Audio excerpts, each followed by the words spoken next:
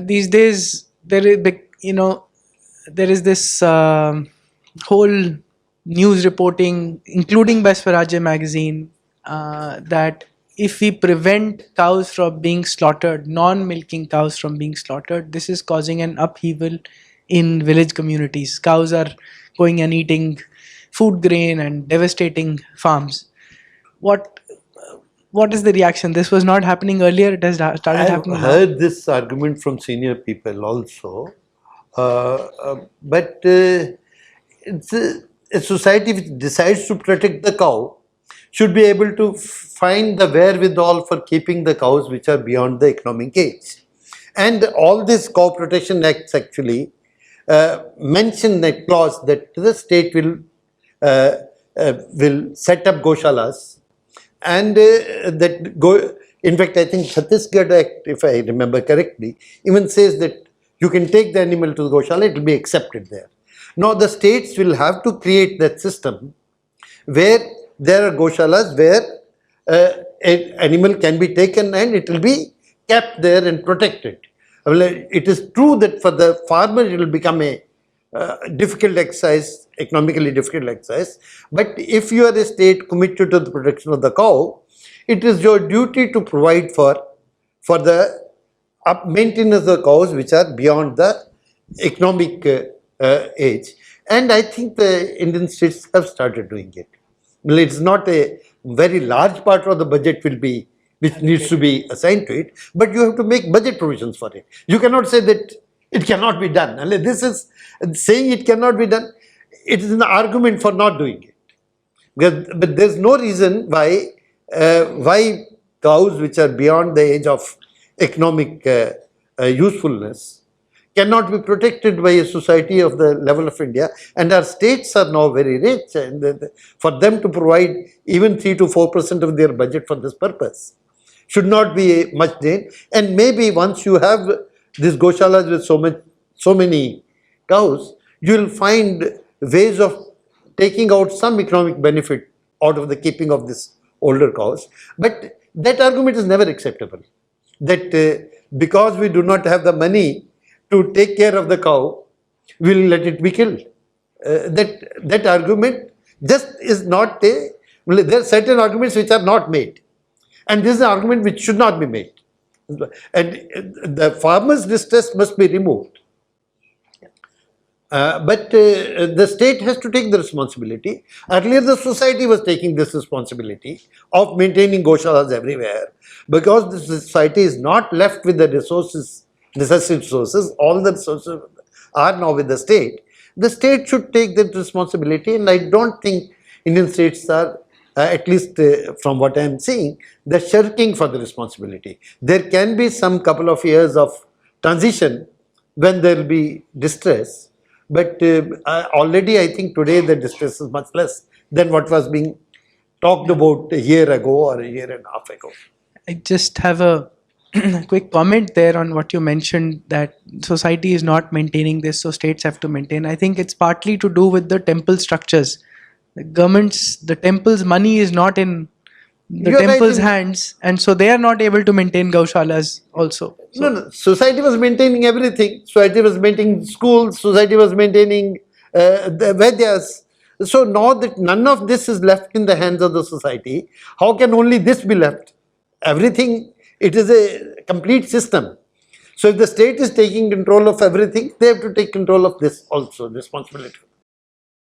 This is Vikram. So my one query was this burning of paralis and all that which is happening in the villages, which is producing a lot of pollution over here. So that would also be an impact of all this not protecting them and getting them killed, or does it have some impact? No.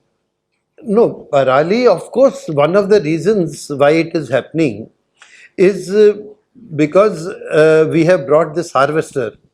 You imagine why it was not happening 20 years ago. No, almost all of, in these areas, almost all of harvesting has been done by combine harvesters. And combine harvesters leave about a foot of straw on the ground. What does a farmer do with this?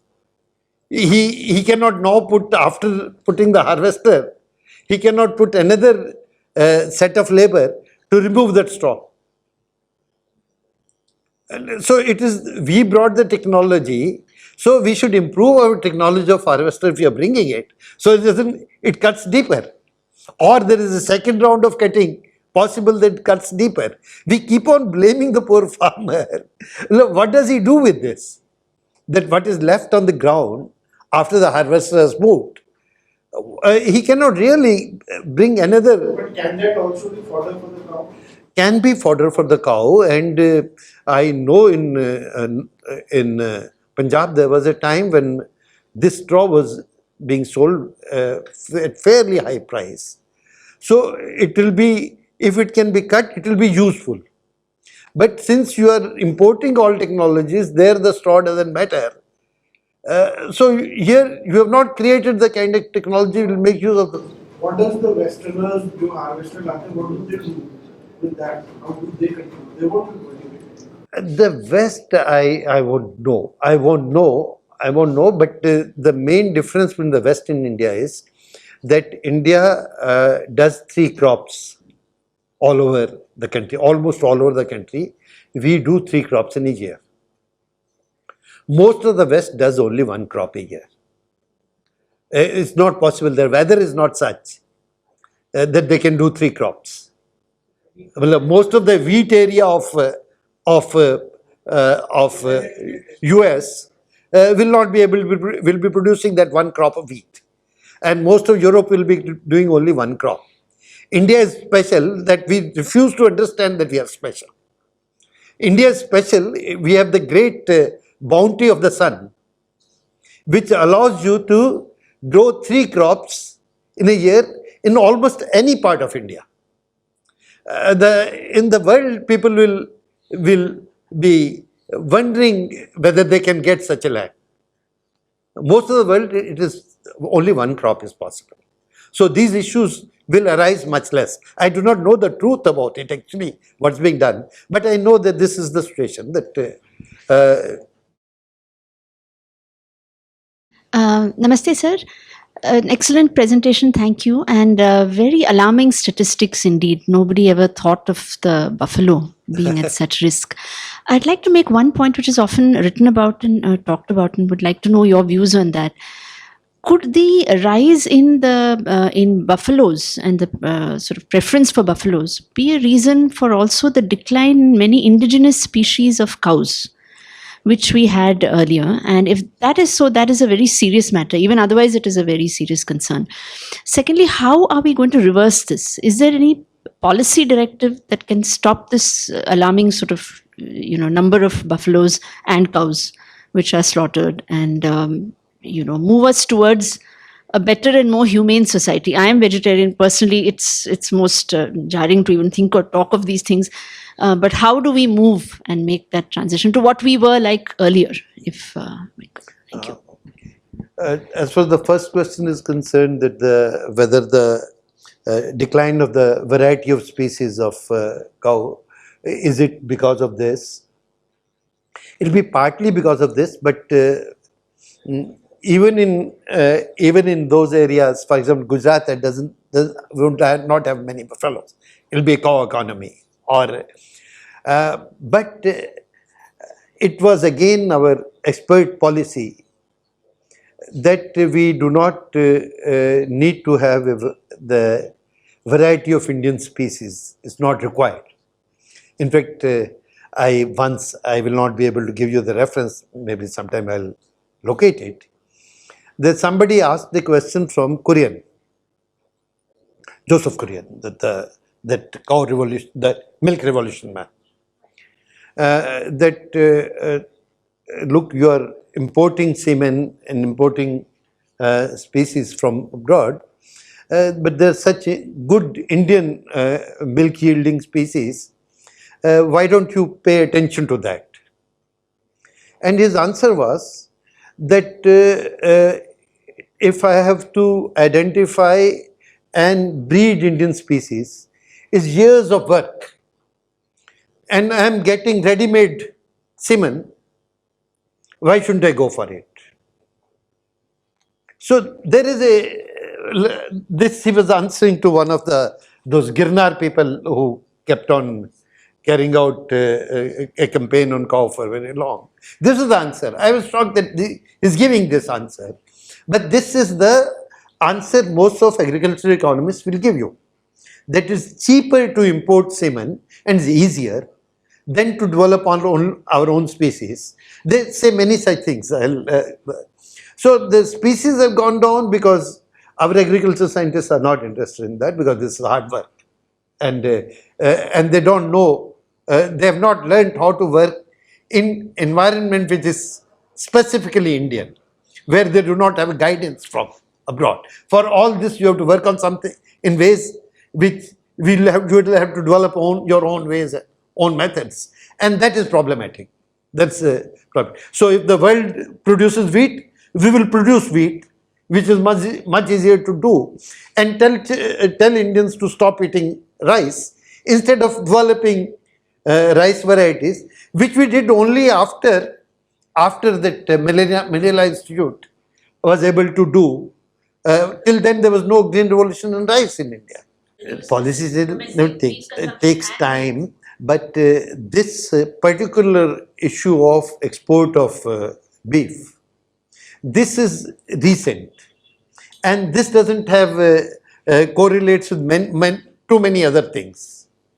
We should get this stopped. This, and I think this may be doable if you do enough campaigning on it, because and don't relate it with many other issues. That this is just bad doing it, and it is distorting where this is happening. Their cows are not surviving. Forget about, you are saying that the Hindus are talking only about cows. Let us kill the buffaloes, but when you start killing the buffaloes, cows are not surviving. That's what the data is showing. So let us do this particular policy if we can get it reversed. And this is something which perhaps is a relatively low hanging fruit. If you do it, maybe it will have impact on other things. Hi, sir. My name is Pradeep. Sir, is it possible, can we mention cow protection in our foreign policy? Because what I think about mostly Western countries, if I talk about Europe and America, they are main consumers of the, beef. So if we mention, in our foreign policy, we could tell them that that's, cow is very, holy animal in India. So would take them, that's, don't kill it. So is it possible in a... No, this is possible, should be done, but the first is we stop killing the animal here, because as I have been insisting, when India says cow protection, it says protection of the whole dumb creation. It doesn't mean only cow is a symbol of the rest of the creation which is under the care of the human beings, of the care of mankind. So we should talk about what you are saying, but we should, in order to convey our seriousness about it, we should ourselves stop the slaughterhouses that we have set up.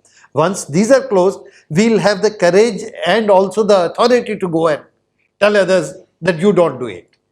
But till we are not doing it ourselves and exporting from, incidentally, ourselves in this case doesn't mean people of India, because per capita consumption of meat in India is still, with all the efforts, all the propaganda that meat is good, still remains around 4 kg, 3.5 kg per capita.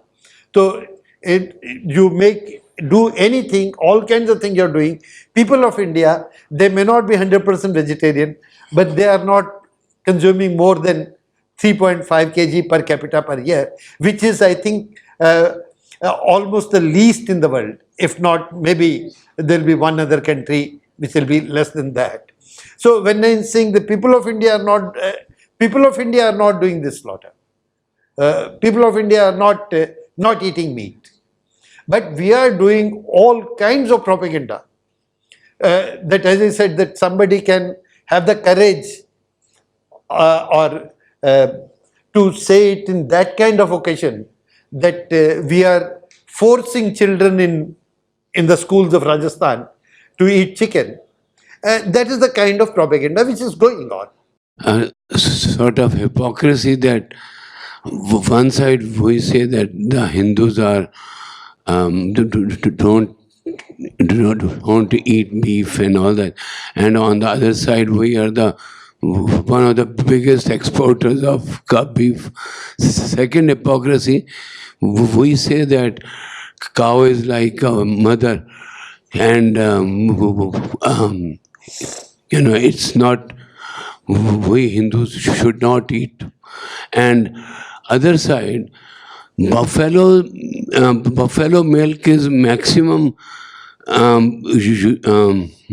Whatever we eat, I think 80% of the milk comes from buffaloes rather than cows. But still, buffaloes are not talked around cows, So it's, No, of course it's it is hypocrisy, silly, but I think still the cow milk will be, I do not have immediately the number, the cow milk will form a larger proportion of the total milk, maybe considerably larger proportion of the total milk production of India, because this buffalo is a North Indian a phenomenon of a limited area, Still, south of the Narmada, you will hardly find a buffalo being kept for the purpose. See this, when the economy was cow-based, agriculture was cow-based, then the male bullocks were also productive and they were used. Now because of the shift to the tractor and mechanized farming, the male of the cow, it seems that they are not very useful, and somehow I think the calves of them, or most of them, are being sent for culling, even cows also. So some experts say that until unless we shift to the cow-based agricultural practices, we cannot save cow. So what do you have to say about it? No, you are right. There is an issue about that. But we cannot wait for shifting to the cow-based agriculture for protecting the cow. There are some things which are unconditional. We protect the cow and the buffalo and agricultural animal unconditionally. It has nothing to do with when we will shift to the... no, this is... You cannot put an impossible or a condition which will take you several years. So long as horses were economically, I mean, they're part of the society, they were, protected and bred and all. So how long, I mean, just in the name of protection only, I'm not advocating, I'm a vegetarian and I'm all for cow protection, I'm not saying. But seeing a practical point of view, because even this Puri Shankaracharya, he raised this question. He says until unless this agricultural-based, cow-based agriculture is adopted. In the long term, you are right. I am agreeing with you. Yeah. I am agreeing with you. Yeah. But protection of the cow cannot be made subject to this. Yeah. And that's No, I am not saying to make the subject, but I am asking for the practical, practically, solution to this. I am sure that because even if you do not need a draft animal, you still need milk. And even if you don't need meat, you still need milk. And so the cows and buffaloes will continue to be bred, even when there's not need for draft force for them. And since they will continue to be bred, it will be important. The question of horse is very different. Horse one was not much of an Indian animal. And the horse there, when it was there, then also it will be eaten. When it was not there, then also it will be eaten. Where the horse was there. But in India, I don't think ever there is going to come a situation, not in the foreseeable future, when there will be no cows or no buffaloes in India, because for milk you have to keep. And the question of what do you do to the male of them, the Indian scientists are extremely innovative. They can find a solution to that also. When they are given, they should be given the border condition that we are not going to kill. Also, said that we are working on giving birth to more only cows only and less of. There's a possibility of doing that. There's a possibility of doing that. We have done it for humans also. That we have been working on creating more sons than daughters. We have worked on that. So we can work on that also. So all that is always possible. But there's a border condition, as in the humans, so in them, that will not do infanticide and will not kill. Okay? That within those conditions you can use your innovativeness to do whatever. But that condition cannot be relaxed because we do not have technology, we have this problem, that problem. That's not. I don't have as such a question for you, but just to complement or just wanted to contribute to this argument, which is saying that there is not economic viability once the cow or buffalo crosses its age and stops giving milk. But I come from a rural background. I have seen in my villages the farmers used to maintain such old age cows and buffaloes just for the dung, cow dung and the buffalo dung. They used to use it as a organic manure. We know that now there is a great demand for the organic products, organic agriculture products. For that, we need that agriculture crops to be certified, which are grown on the organic manure. That is the first thing, and that is in great demand. I can say it very confidently because I am into sugar trading business, and I know that there is very great demand for the organic sugar in Europe and even in other developed countries, which gets sold at double the price what price we pay in India. That is first thing. The second thing is in older days, maybe in 90s or 80s, you also might have seen in villages there used to be a biogas units where the cow dung and buffalo dung used to be used as a what we call feedstock to generate a natural gas, and that gas used to then used for burning in the house. Instead of these LPG cylinders, there used to be not to be so much of propagation or penetration of LPG cylinders and gas connections. So these two uses used to be earlier there. In fact, in Maharashtra, I come from Maharashtra, I have seen Maharashtra government used to run a scheme to fund the biogas units in the villages because they were not able to give the LPG connections. So these two things we have completely forgotten. Earlier there used to be a campaign by the government in Maharashtra, by the central government, to install a biogas unit at community level. And that gas can be used to lit the houses, to lit the common community halls and chowks in villages. So these two things probably we can work on. I entirely agree with you. I am convinced myself that even an old animal is not completely and economically unviable. In fact, once I wrote a paper in 75 where we calculated the caloric value and from the cow dung and the wet food, which has been foregone in the modernization process, and that seemed to be more than what we produced through at that point of time through our thermal power plants and the nuclear plants all put together. It was a paper published in Engineering Journal. Okay, and I presented it in the nuclear plant, the engineer of the nuclear plant next to Chennai, Kalpakkam, and the director said that the data is all correct, only that this is a very distributed energy. We want to produce energy which is more concentrated. So I agree with you, but I will repeat that the protection of the cow or of the buffalo or the agricultural animal is not to be subjected to the necessity of economic utility of that person. That is unconditional. We know that it will also be economically useful. It's emotionally useful to have an animal in your house, as you were mentioning. Whether even if it is not giving anything, it's still its presence, like a presence of old man in a house. All the woman in the house matters. A presence of the old cattle matters. So, while the economic argument should be made, but the protection is not subject to the proof of economic viability.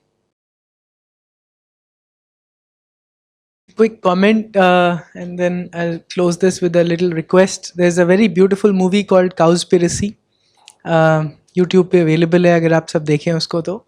US में 5% of all water consumption, only 5% is because of human consumption, and 51% is because of beef eating habits. 51% of water consumption. उसमें उनके लिए cereals उगाना, फिर land allocation, उसके खेती करना, ये सब. So ये जो export भारत से हो रहा है, this has very serious environmental cost on India. And so the reason we wanted Dr. Bajaj to come and talk about this is to actually have UP government specifically, but also all other states adopt the Chhattisgarh the cattle slaughter bill. And so this is why this is the reason for this talk. So my request to all of you is कि आप लोग चिट्ठियाँ लिखें कुछ सरकार को, UP government को. Letter writing is the most effective. हम लोग लेटर्स नहीं लिखते हैं, हम ट्विटर पे और सब में भड़कते रहते हैं, उसका कोई फ़ायदा नहीं होता.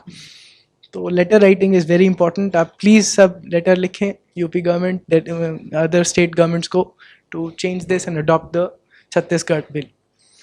Ask the central government to pass this as a model bill for the state.